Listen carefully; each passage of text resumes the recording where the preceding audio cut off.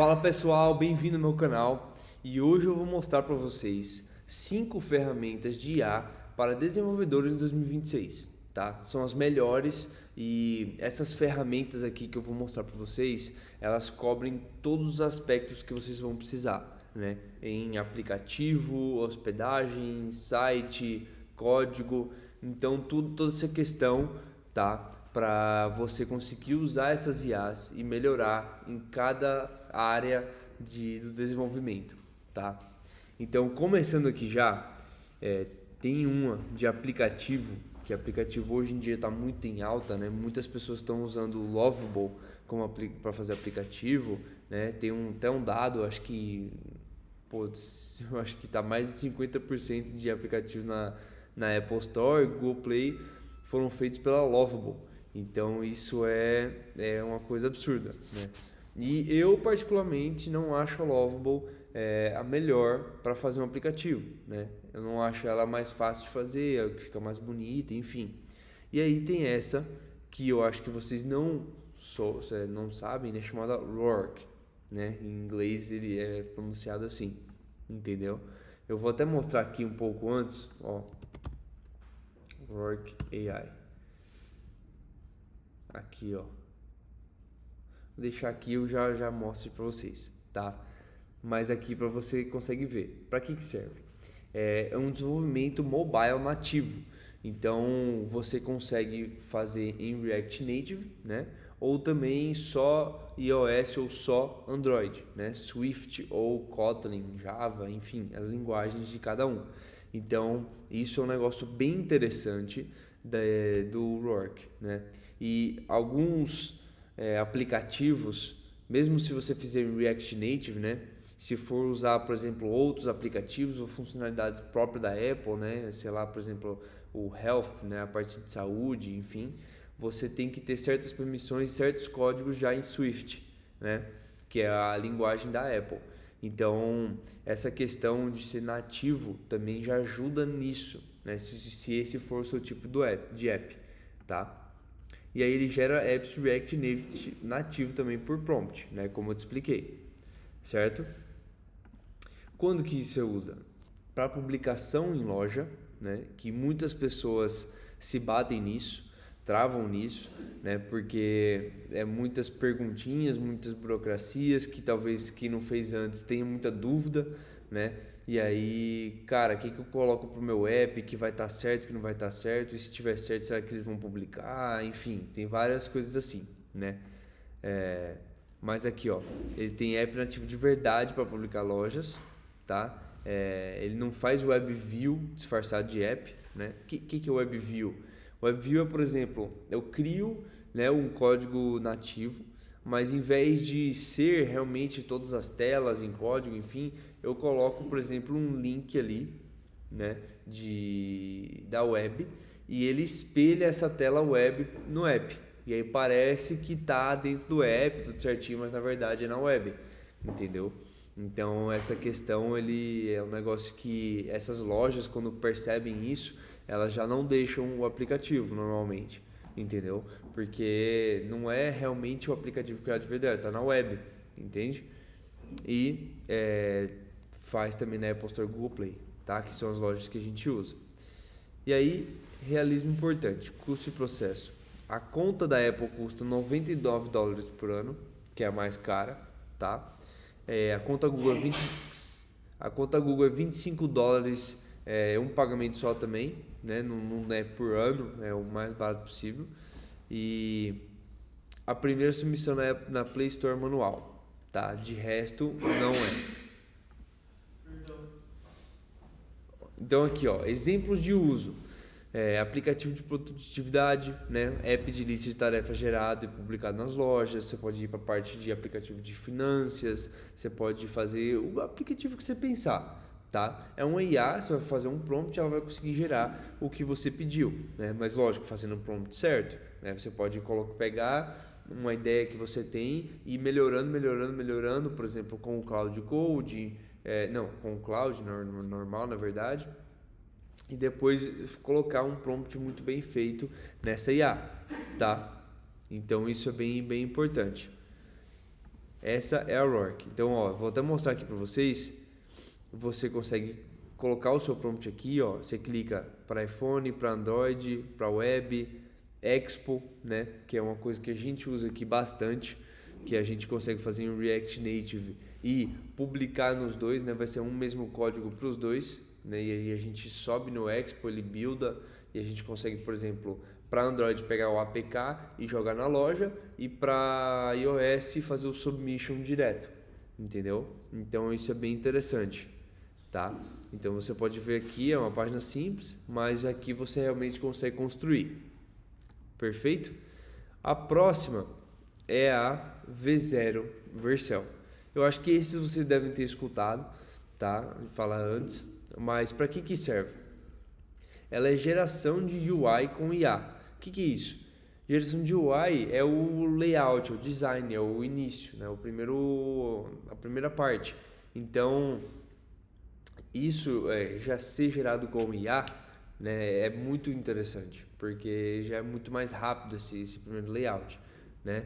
Ó, por componentes React por prompt, tá? Então isso é bem interessante mesmo na hora de gerar já todo esse primeiro layout para um cliente ou algo do tipo, e depois você só ir na parte ali de criar um back-end, banco de dados, enfim, tá? Ó, quando que você usa? Validação, início de design, né? Como eu falei. Validar visual rápido antes de programar. Porque, rapaziada, se você vai programar um sistema, vai programar uma loja, enfim, depois que você já fez API, back-end, banco de dados, e você voltar para trocar front-end, layout, vai ser muito mais trabalhoso do que você já esperar um pouco mais, deixar 100% validado e depois você só ir e realmente construir o back-end e o final, entendeu? Mas isso é muito importante quando vocês tiverem os clientes aí, vocês validarem 100% o layout para depois vocês construírem esse back-end, tá? Ele cria tela ou componente isolado, ter pontos de partida para o design. Perfeito? Quando não usar, ele tem limitações técnicas também, né? Projeto grande que já existe é complicado, né? E lógica complexa de back-end. Então, por exemplo, ele é um IA que também ele vai conseguir integrar com a Supabase ali, por exemplo, né? Criar um banco de dados. Você consegue pegar um projeto, colocar dentro dele, né, o zip, e trabalhar em cima desse projeto, mas ele é uma IA especial para esse primeiro layout, o primeiro design, né? Esse aqui que é um projeto grande, né, que já existe, ele já é complicado, né? Lógica complexa de back-end também, mas, por exemplo, usuário, criar um negocinho, outro, isso é tranquilo, isso ele vai conseguir agilizar também, né? Aí dependendo do que você pede. Se você usar o Supabase também, se usar outro já complica um pouco, entendeu? Mas não é o foco dele é o design.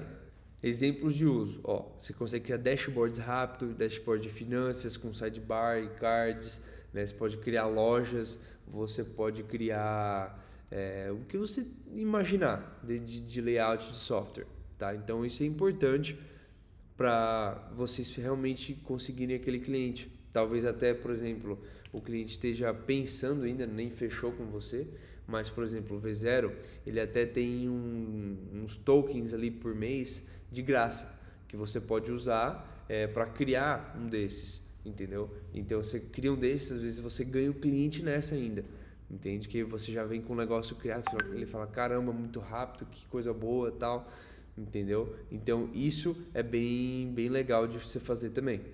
E aqui, um outro que é bem interessante de usar, que eu usava bastante, mas ainda é muito útil, né? É o cursor, tá? Para que ele serve? Ele é um IDE inteligente. O que é um IDE?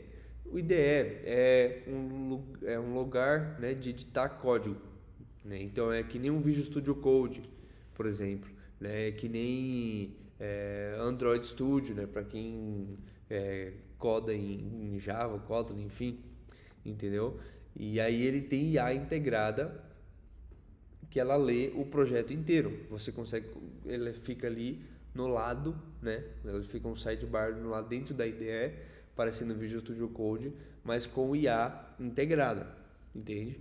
Então a IA do cursor é boa, tá? Mas também ela tem outras que você pode selecionar, por exemplo, a Cloud Sonnet, o do Google, o do GPT. Então você pode selecionar cada uma também, né? Mas isso é uma parte bem interessante dela, tá? Quando que se deve usar? Manutenção e refatoração. Por quê? Porque quando você vai editar um código grande, né, existente, né, refatorar múltiplos arquivos, ver cada alteração linha por linha antes de aceitar, é muito importante você ter uma ferramenta que nem o cursor, porque ele mostra claramente o que ele fez, o que ele está fazendo no código. Você pode entrar em todas as pastas, você pode ver cada linha, entendeu? Ele mostra assim perfeito, ó, isso aqui em vermelho foi o que ele tirou, isso aqui em verde foi o que ele adicionou e por aí vai, entende? Então ele não só dá uma explicação ali no sidebar, mas como também ele mostra essas diferenças de código. Então, é um código realmente que vai para produção, que eu preciso ver cada linha. Isso é bem interessante você fazer, né? Que você olhar antes, você conseguir olhar, você conseguir ver o código, né? Que você vai ter mais essa noção se foi certo, se foi o que você queria, que fica muito mais claro do que só, por exemplo, via terminal. Entendeu? Então isso é bem interessante do cursor. Ele deixa bem claro, ele deixa bem fácil para ver isso, tá? E aí qual que é o diferencial chave, né? Ele tem controle de versão assistido, então controle visual sobre cada diferença. Foi o que eu falei, né? Ele mostra ali o que ele tirou, o que ele colocou, e aí ele vai, né? Então, por exemplo, cada alteração, cada prompt que você pediu, você consegue também voltar, ver ainda qual foi a alteração daquele prompt. Então, é muito específico, muito legal para essas pessoas que vão editar códigos maiores, que vão precisar ler certinho, ver se está tudo ok, tá? E aí, exemplos de uso. Alteração em larga escala, né? E adicionar feature que toque em 10 arquivos com revisão completa, né? Então, por exemplo, é um projeto maior que você precisa ver, que você precisa analisar. Isso é muito bom para usar o cursor, certo? Isso é muito interessante. O próximo aqui, que agora é o que eu mais uso, né?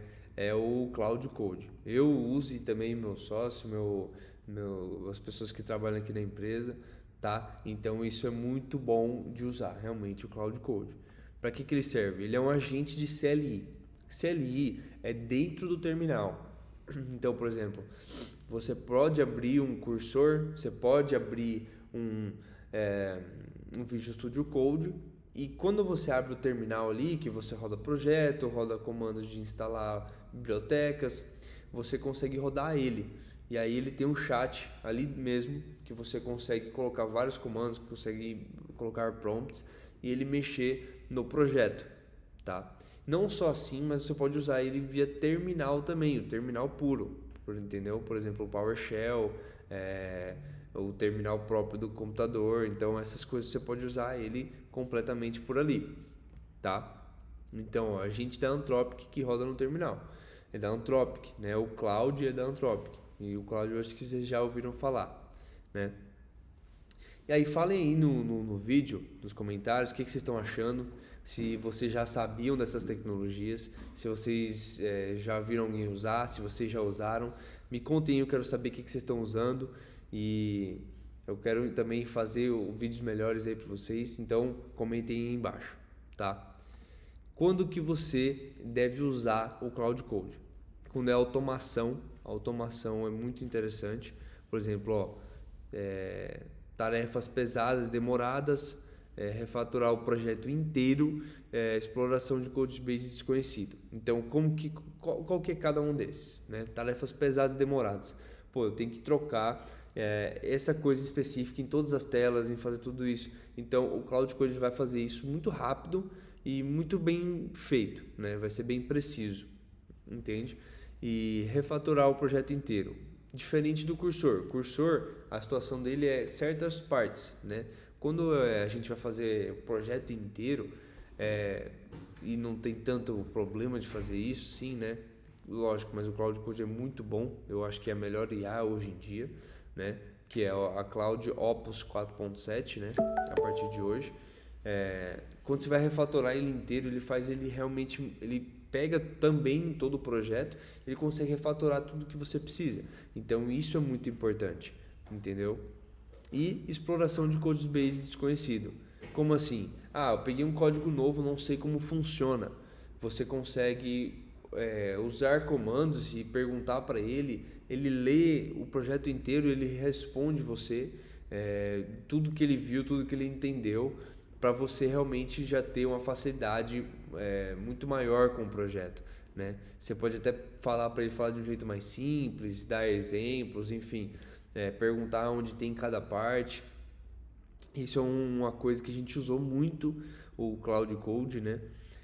Para um projeto de uma empresa que tem um código bem legado, né? Bem antigo, e a gente usou para entender mais, para saber como é que fazia, né? E essa empresa tem vários repositórios diferentes, então a gente pegou todos esses repositórios, colocou dentro de uma pasta, abriu o cloud e começou a perguntar, né, como que funcionava, como que fazia, enfim, e ele realmente fez a gente entender muito mais o código, ter muito mais noção disso, a partir das perguntas, a partir dele estar ali conectado, entendendo, entendeu? Então isso é bem interessante de vocês fazerem também, tá?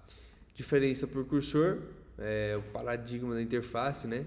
Cursor IDE com a IA dentro, né? É um editor de código com IA dentro. O Cloud Code é uma IA com terminal dentro, né? Então você vai usar só o terminal, o Cloud Code, entende? E essa é uma diferença de interface para os dois. Mas lógico, tem as outras diferenças que eu já falei para vocês também, tá? Exemplo de uso: migração de linguagem. Por exemplo, migrar o projeto inteiro de JavaScript para TypeScript sozinho. Então essas tasks pesadas ele faz, né? Ele fica um tempão ali gerando e vai e trabalha, mas aí realmente no final, depois que ele pergunta também coisas para você, para ele ter certeza que está fazendo, ele termina de um jeito bem feito. A gente aqui também vende um curso muito interessante, né? Que para vocês que estão começando talvez agora, ou às vezes não conhecem algumas plataformas dessas, que a gente mostra, né? Essas plataformas, esse jeito de fazerem programação, desenvolver site, aplicativo, programar em Vibe Code, né? Que seria o caso do cursor do Cloud. Muito interessante, né? R$ 97,00. Então vocês podem clicar aqui no link da descrição. É um negócio bem tranquilo, né? De pagar, por exemplo, parcela, enfim. Mas vocês vão conseguir ter uma noção bem interessante, com aulas mais específicas, ensinando como que faz um aplicativo do zero, como que vai bicoda, como que cria um site muito bem feito, como mostra também a parte do código, né, para vocês entenderem um pouco mais. Então é bem interessante, tá? E aí agora no último ponto é o da Vercel, tá? Para quem não conhece a Vercel, ela é uma plataforma de deploy de você hospedar, né? De você subir o seu código, entendeu? Então, plataforma de deploy automático conectado ao GitHub. Isso é muito legal, né? Por quê?